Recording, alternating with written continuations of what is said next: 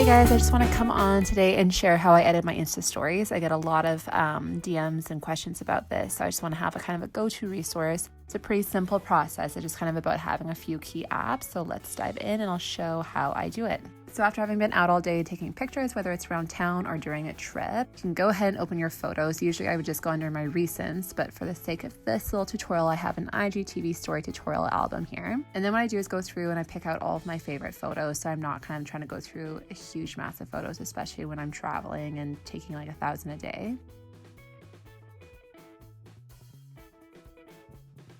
Then I open up Tezza. Tezza's a blogger. Actually, her Instagram's amazing if you haven't checked it out, but she also has an incredible app that has the best filters. So I go to my favorites album and just pick out the ones that I've selected as the ones to edit and import them. It takes a couple seconds to import. She has a ton of great filters. I usually go between fresh and vintage and inspired, but I kind of always try out different ones because different pictures look great with different filters, obviously.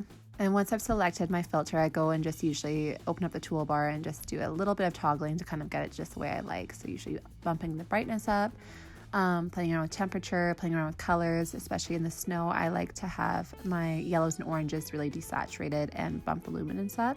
And then you go ahead and save that and you just repeat. You can add on dust or kind of a cool vintage film sort of look. So she has tons of great different features. So if I'm wearing something sparkly or there's a pretty sparkle in the ocean or Christmas lights or whatever, I might just add a little bit of extra sparkle with the Kira app. So you can go ahead and open that, upload your picture, and you can save it either as a Kira graph, which is like a moving picture, or as a Kira photo, which will be a still picture. I then open up Unfold, which has really great templates, basically frames for your photos. They have a bunch of different series, whether it's like a film series or a ripped paper series.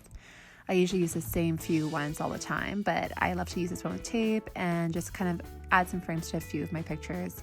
I try not to do every single picture. It can be easy to get carried away with Unfold, but just a few photos to add some kind of personalization and aesthetic to it. And then you can save either one page or the whole story. For the sake of convenience, I try to do it all in one go and save the whole story. And then you just go ahead and upload to Instagram stories. You guys know how to do this. I just usually like to add a GIF or a location tag because I find it helps boost visibility.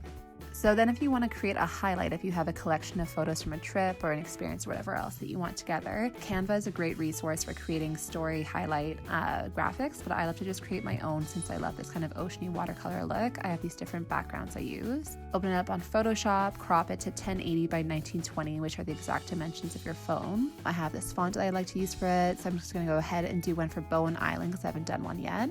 Then I just play around with the text and get it right, and then save it, and then I'll go ahead and airdrop it to myself. Okay, so once you create your highlight, I'm just going to scroll back here and get all my Bowen Island snaps. You can upload your highlight cover. So I have this one I just airdropped to myself. Add your title, and there you have your highlight there. Okay, I hope you guys love this tutorial. If you have any other requests, anything kind of techie you want me to do or blogging wise, just let me know. I'd love to cover it. And I'll also have this in a blog post so you have a kind of go-to resource online as well for that. Thanks so much, guys.